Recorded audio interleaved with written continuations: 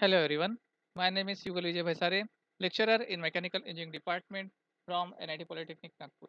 मैं आप सभी का स्वागत करता हूँ लेक्चर नंबर 38 में, जहाँ आज हम पढ़ेंगे साइकोमेट्रिक प्रोसेसेस के बारे में। तो चलिए स्टार्ट करते हैं। ये रहे आपके डिपार्टमेंट के विजन और मिशन। प्लीज़ आपके वीडियो को पॉज कीजिए और इन्हें पढ़ लीजिए। तो समरी ऑफ प्रीवियस लेक्चर हम लोगों ने पिछले लेक्चर में देखा था साइकोमेट्रिक चार्ट के बारे में, और अभी हम देखने वाले हैं साइकोमेट्रिक प्रोसेसेस के बारे में। ये रहे आपके प्रोग्राम आउटकम्स जो कि अचीव्ड होने वाले हैं। तो साइकोमेट्रिक प्रोसेसेस कौन सी होती है, कौन से कौन से साइकोमेट्रिक प्रोसेस होते हैं? तो टोटल 8 प्रोसेस होती है। सबसे पहला होता है sensible heating, sensible cooling, humidification, dehumidification, cooling with adiabatic humidification, heating with dehumidification, इसको हम एडियाबैटिक केमिकल डिह्यूमिडिफिकेशन भी बोलते हैं, कूलिंग विद डिह्यूमिडिफिकेशन प्रोसेस, और हीटिंग विद ह्यूमिडिफिकेशन प्रोसेस। तो चलिए सबको वन बाय वन देख लेते हैं। सबसे पहला प्रोसेस होता है सेंसिबल हीटिंग और सेंसिबल कूलिंग। तो इसको हम लोग डायग्राम की मदद से देखते हैं। तो देखो यहाँ पर सबसे पहले मैं यहाँ पर इसको पेन ले लेता हूँ। हाँ, अभी क्या करते हैं हम लोग यहाँ पर एक हीटिंग कॉइल कर रहे हैं। हम क्या कर रहे हैं यहाँ पर सेंसिबल हीटिंग कर रहे हैं, इसलिए मैं क्या कर रहा हूँ एक हीटिंग कॉइल यहाँ पर लगा दिया। हीटिंग कॉइल के अंदर से क्या हो रहा है, आपका रेफ्रिजरेंट जो है वो क्या होगा, फ्लो होते हुए रहेगा। ठीक है, आपका रेफ्रिजरेंट फ्लो होते हुए रहेगा, और यहाँ से क्या कर रहा हूँ, आपकी एयर को मैं क्या कर रहा हूँ, पास ऑन कर रहा हूँ। तो आपको आउटपुट में क्या मिलेगा, आपको आपको आउटपुट में क्या मिलेगा, एक हॉट एयर मिलेगा, है ना। तो ये क्या हो गई, आपकी सेंसिबल हीटिंग हो गई। ओके। और वैसे ही मैं क्या कर रहा हूँ, कूलिंग करने के लिए भी क्या कर रहा हूँ, यहाँ पर कूलिंग कॉइल लगा रहा हूँ। क्या कर रहा हूँ, कूलिंग कॉइल लगा रहा हूँ। यहाँ से मैं कुछ तो भी इनलेट में एयर भेज रहा हूँ। ठीक है, और आउटपुट में आपको क्या मिलेगा, फिर कोल्ड एयर मिलेगा। ठीक है, लेकिन क्या होता है कि मैंने मान लीजिए यहाँ पे T1 टेम्परेचर से कुछ एयर भेजा, और आपको उसको क्या करना है, इस जो कॉइल है उसको क्या करना है, उसको हीट करना है, जिसका टेम्परेचर है T2।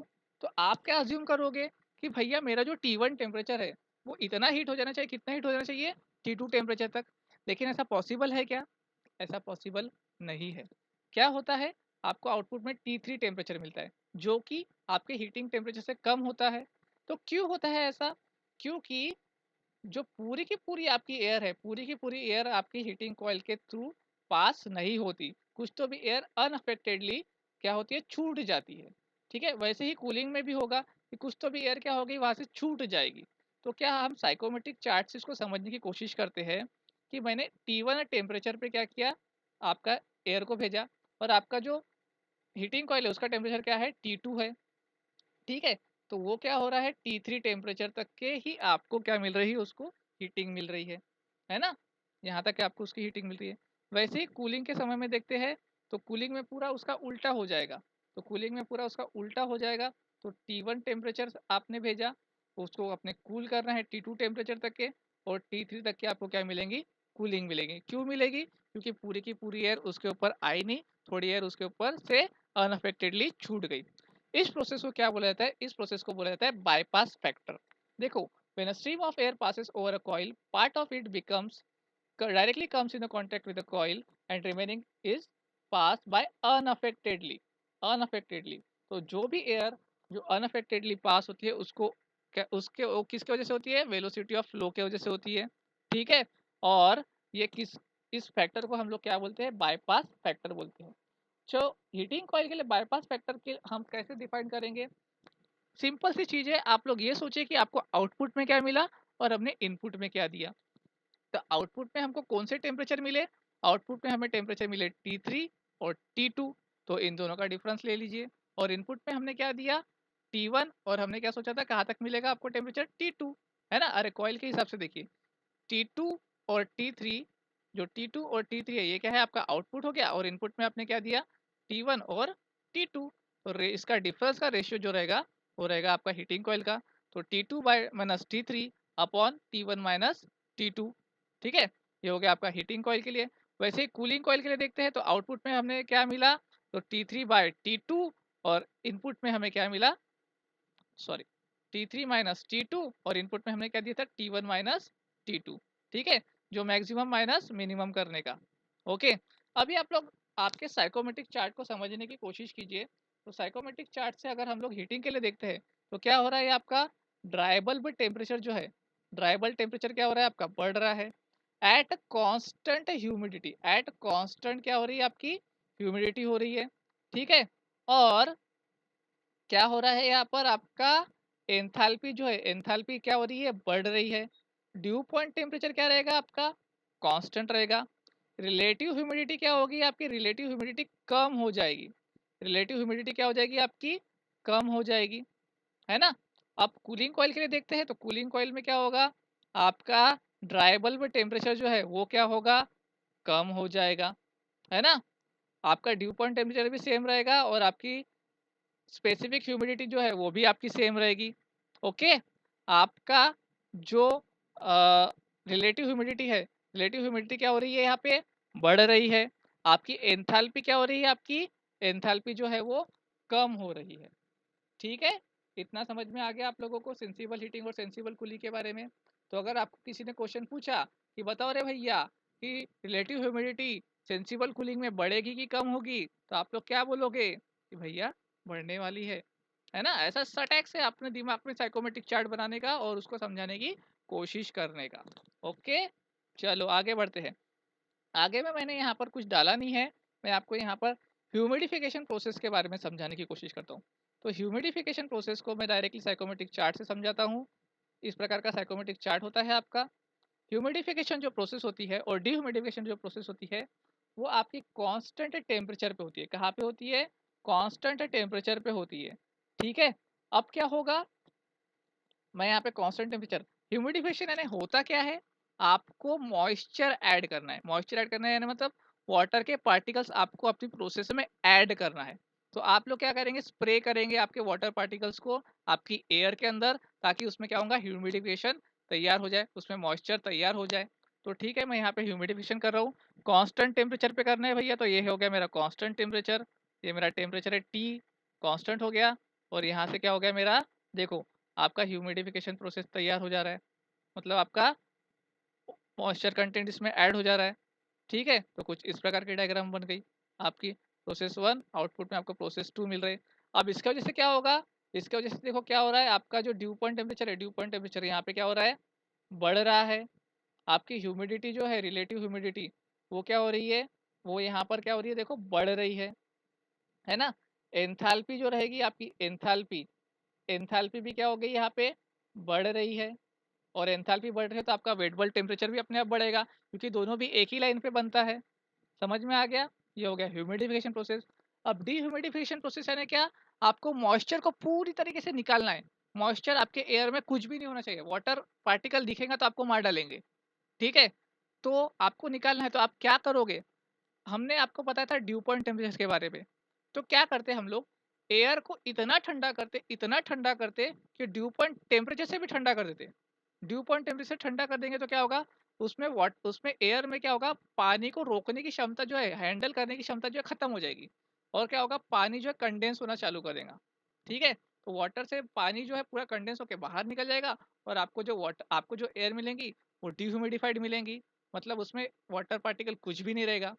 या फिर क्या करते हैं हम लोग, उसमें हम लोग क्या करते हैं, केमिकल्स ऐड कर देते हैं, ताकि उससे क्या हो जाए, उसका जो एयर का जो वाटर पार्टिकल है वो पूरी तरीके से क्या हो जाए, निकल जाए, ठीक है। तो इस प्रकार से हम लोग डिह्यूमिडिफिकेशन प्रोसेस करेंगे। इसको अगर आपको साइकोमेट्रिक चार्ट के ऊपर से समझना है तो क्या करेंगे, देखो मैं यहाँ पे समझाता हूँ। तो यहाँ पे साइकोमेट्रिक चार्ट से मैं इसको समझाने की कोशिश करता हूँ। तो ये हो गया मेरा process one, process two, at constant temperature बोला था भैया, तो कांस्टेंट टेम्परेचर। तो यहाँ पे क्या हो गया, आपकी वाटर पार्टिकल्स निकल गए। इससे क्या होगा, इससे आपका जो ड्यू पॉइंट टेम्परेचर है वो तो कांस्टेंट, वो क्या होगा, वो यहाँ पर क्या हो रहा है, ड्यू पॉइंट टेम्परेचर यहाँ पे आपका कम हो रहा है। एंथैल्पी जो रहेगी आपकी, एंथैल्पी भी कम हो जाएगी, वेट बल्ब टेम्परेचर भी कम हो जाएगा, और रिलेटिव ह्यूमिडिटी क्या होगी यहाँ पे आपकी, कम हो रही है, ठीक है। तो ध्यान में रहेगा अभी आपको। तो चार जो हमने प्रोसेस पढ़े हैं उसके जो डायग्राम है बड़ी सिंपल है। तो बड़ी सिंपल प्रोसेस को हम लोग एक, मैं आपको शॉर्ट में समझाने की कोशिश करता हूँ। तो देखो ये मैंने बना लिया, अगर मैं टेम्परेचर ऐड कर रहा हूँ तो क्या होगा, हीटिंग। टेम्परेचर कम कर रहा हूँ तो क्या होगा यहाँ पर, कूलिंग, है ना। अगर मैं क्या कर रहा हूँ यहाँ पे, मॉइस्चर ऐड कर रहा हूँ, तो मॉइस्चर ऐड कर रहा हूँ तो क्या होगा यहाँ पर, ह्यूमिडिफिकेशन, ह्यूमिडिफिकेशन, और अगर मॉइस्चर को रिड्यूस कर रहा हो तो क्या होगा, डिह्यूमिडिफिकेशन।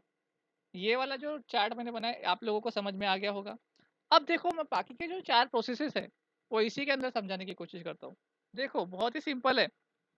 अगर मैं आपकी डायग्राम को कुछ इस प्रकार से ड्रॉ करता हूँ तो क्या होगा, आपका जो लाइन है कुछ इस प्रकार से, क्या तो क्या होगा, हीटिंग और ह्यूमिडिफिकेशन के बीच में, तो ये प्रोसेस क्या होगी, heating and humidification process, heating and humidification process. अगर लाइन ऐसी चली गई तो क्या होगा, cooling and humidification process, cooling and humidification process. Line मेरी अगर ऐसी चली गई तो क्या होगा, कूलिंग एंड डिह्यूमिडिफिकेशन प्रोसेस, तो कूलिंग एंड डिह्यूमिडिफिकेशन प्रोसेस। अगर मेरी लाइन ऐसी चली गई तो क्या होगा, हीटिंग एंड डिह्यूमिडिफिकेशन प्रोसेस। इस चार्ट को अगर आपने ध्यान से रख लिया तो पूरे के पूरे 8 चार्ट की डायग्राम आप आराम से बना सकते हो, कोई भी प्रॉब्लम नहीं पड़ेगी। ठीक है, तो चलो अब आगे की प्रोसेसेस देखते हैं हम लोग। Cooling and adiabatic humidification. Adiabatic word आ गया, मतलब क्या होगा, आपकी एंथैल्पी क्या रहेगी, कांस्टेंट रहेगी। आपकी एंथैल्पी क्या हो जाएंगी, कांस्टेंट हो जाएंगी। और आपको करना क्या है, यहाँ पे कूलिंग करना है। तो ठीक है, तो कूलिंग करेंगे हम लोग यहाँ पे। तो देखो यहाँ पर मैं क्या कर रहा हूँ, यहाँ पे एयर भेज रहा हूँ। एयर को मैंने क्या किया, कूल किया bye means of any cooler, any coolant, कोई भी मैंने कूलेंट लगा दिया, कॉइल लगा दिया। और अब मुझे क्या करना है, उसमें एडियाबेटिकली ह्यूमिडिफिकेशन करना है, मतलब मैं उसको क्या करूँगा, वाटर पार्टिकल्स को उसको स्प्रे करूँगा। ठीक है, तो मैं वहाँ पे क्या करूँगा, उसको वाटर पार्टिकल स्प्रे कर देता हूँ यहाँ पे, तो उसमें ह्यूमिडिफिकेशन भी हो गया। तो अगर मैं इसको रिप्रेजेंट करता हूँ साइकोमेट्रिक चार्ट पे, तो मैंने आपको ड्राइंग बना के बताया था कूलिंग एंड ह्यूमिडिफिकेशन की ड्राइंग कैसे बनेगी, लाइन कहाँ से बनेगी। ये मेरा कॉइल ये है, पॉइंट नंबर 1। पॉइंट नंबर 3 पे मुझे क्या मिलेगा, आउटपुट मिलेगा। तो इसकी वजह से क्या रहेगा, आपकी जो ह्यूमिडिटी है वो क्या हो गई यहाँ पे, देखो बढ़ गई, है ना। टेम्परेचर क्या हो गया, कम हो गया। ठीक है, और पूरी की पूरी प्रोसेस जो है वो आइडियाबैटिक है, मतलब एंथैल्पी क्या रहेगी इसकी वाली, कांस्टेंट रहेगी। एंथैल्पी कांस्टेंट हो गई तो इसका वेट बल्ब टेम्परेचर भी कांस्टेंट हो गया। और रिलेटिव ह्यूमिडिटी क्या हो रही है आपकी, बढ़ रही है। रिलेटिव ह्यूमिडिटी क्या हो रही है आपकी, बढ़ रही है। यहाँ पे आपकी 100% रहती है, यहाँ से 90, 80, 75 ऐसे ऐसे ऐसे वो क्या होती है, कम होती रहती है। यहाँ पे क्या हो रही है आपकी, बढ़ रही है। ठीक है, अब आप लोग सोचेंगे ये 2 पॉइंट क्या है, ये 2 पॉइंट क्या है, आप लोग यही सोच रहे होंगे, है ना। तो देखो भैया क्या होता है, हम लोग ने क्या सोचा था, हमने सोचा हम हमेशा 100% के बारे में सोचते हैं। तो मैंने क्या सोचा था, 1 पॉइंट से मैं उसको कूल और डीह्यूमिडिफाइड सॉरी कूलिंग और ह्यूमिडिफिकेशन इतना कर दूंगा कि वो पूरा उसका ड्यू पॉइंट टेम्परेचर तक पहुंच जाएगा। ठीक है, इतना उसमें वाटर पार्टिकल ऐड कर दूंगा कि वो उसके ड्यू पॉइंट टेम्परेचर तक पहुंच जाएगा। लेकिन ऐसा पॉसिबल होता है क्या, ऐसा पॉसिबल नहीं हो सकता। तो इसके वजह से ये हमें कहाँ तक मिलेगा, पॉइंट पॉइंट नंबर 3 तक मिलेगा। तो इस सारी प्रोसेस को क्या बोलते हैं हम लोग, इफेक्टिवनेस बोलते हैं। क्या बोलते हैं, effectiveness. Actual upon ideal drop, actual drop upon ideal drop. तो एक्चुअल ड्रॉप हमें क्या मिल रहा है आउटपुट में, कि T3 minus T2, T3 minus T2 का हमको एक्चुअल मिल रहा है। और आइडियली हमने क्या सोचा था कि T1 माइनस T2 हमको मिलने वाला था। तो इसको बोला जाता है इफेक्टिवनेस, इसको क्या बोला जाता है, इफेक्टिवनेस बोला जाता है। ठीक है, आगे देखते हैं, हीटिंग विथ डिह्यूमिडिफिकेशन। तो ये पूरा का पूरा उसके उलट हो गया। ठीक है, कूलिंग और ह्यूमिडिफिकेशन जो प्रोसेस अभी हमने पढ़ा था, उसका एक बेस्ट एग्जांपल मैं आपको बताता हूँ, आपके घर का कूलर। ठीक है, आपके घर के कूलर में आप, वो क्या करता है प्रोसेस, आपके घर में जितनी भी गर्मी होगी तो उसको क्या करता है, वो कूल करता है। और आप उसमें वाटर जो ऐड करते हो तो उस वजह से क्या होगा, उसमें ह्यूमिडिफिकेशन भी होगा। अब इसका पूरा का पूरा उल्टा हम लोग क्या करेंगे, हीटिंग विथ डिह्यूमिडिफिकेशन प्रोसेस में करेंगे। तो हीटिंग विथ डिह्यूमिडिफिकेशन प्रोसेस, देखो मैंने यहाँ पे डायरेक्ट साइकोमेट्रिक चार्ट से पढ़ाया। कुछ नहीं है, आपको क्या करना है, वहाँ पे एक हीटर लगाना है और कुछ तो भी हम लोग केमिकल्स को इसमें यूज करेंगे, ताकि वो क्या हो जाए, वो प्रोसेस जो है वो पूरी की पूरी तरीके से डिह्यूमिडिफाइड हो जाए। तो आप लोग सोचिए, उसमें ह्यूमिडिटी भी नहीं है, उसमें इतनी गर्मी भी है, तो आप लोग उसमें सस्टेन कर पाओगे क्या, नहीं कर पाओगे। तो कुछ जो प्रोसेसेस होती है, केमिकल प्रोसेसेस जो होती है, जैसे न्यूक्लियर प्लांट हो गया, या फिर कोई ऐसी जगह होती है जहाँ पे आपको बहुत ज़्यादा हीटिंग और वाटर पार्टिकल बिल्कुल भी नहीं होना, ऐसी जगह चाहिए, तो आपको ये प्रोसेस बना के देनी पड़ेगी। तो आप कैसे करोगे, आप लोग सबसे पहले तो आप उसको हीटिंग करोगे, उसके बाद क्या करोगे, उसको डिह्यूमिडिफाइड करोगे। तो आपका कुछ इस प्रकार का ग्राफ बनेगा। तो ये हो गया हीटिंग, देखो टेम्परेचर जो हो रहा है यहाँ पे बढ़ रहा है, टेम्परेचर जो है यहाँ पे बढ़ रहा है, और ये भी क्या हो रहा है, डिह्यूमिडिफाइड हो गया। ठीक है, तो इसमें भी इफेक्टिवनेस आएगा। इफेक्टिवनेस कैसा, हमको एक्चुअल ड्रॉप कितना मिल रहा है, T3 माइनस T2 का मिल रहा है, और हमने सोचा कितना था, T1 माइनस T2 का हमने सोचा था।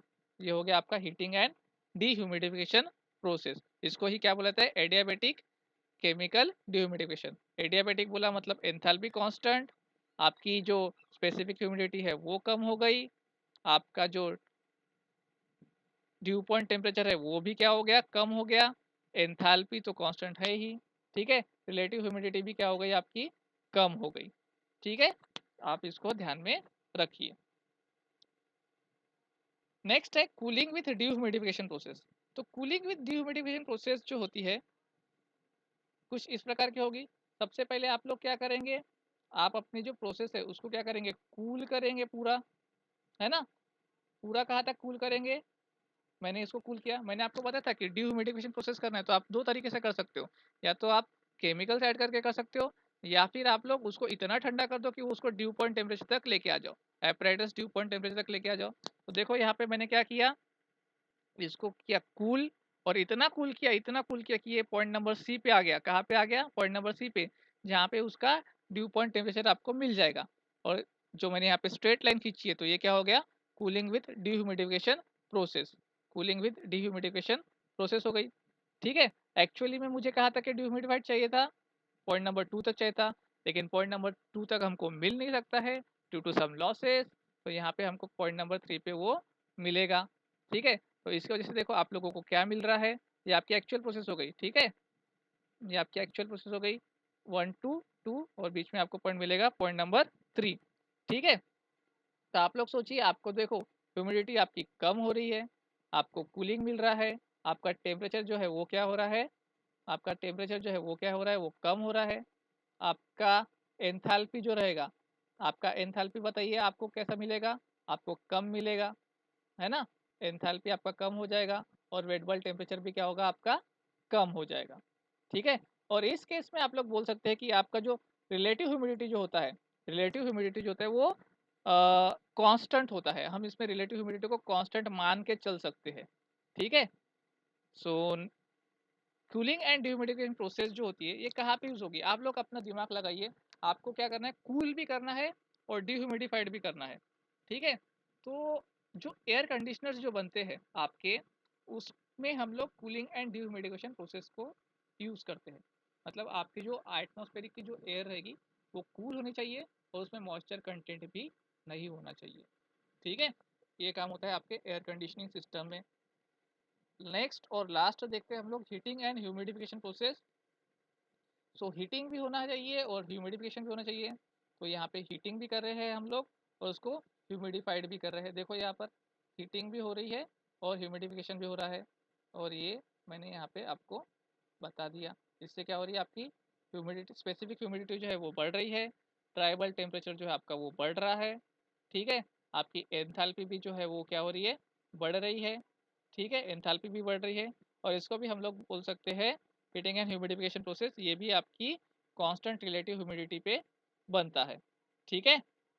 इसका बेस्ट एग्जांपल हम आपको बताते हैं कि आपका है winter air conditioning. Winter air conditioning में क्या होगा, आपको आपको जो है विंटर एयर कंडीशनिंग में क्या करना है, ठंडी में आपको आपके रूम को क्या करना है, गर्म करना है, गर्म ही करना है, साथ ही साथ क्या थोड़ा बहुत उसमें ह्यूमिडिफिकेशन भी होना चाहिए, ठीक है, वरना आपको चिड़चिड़ाहट फील होगा।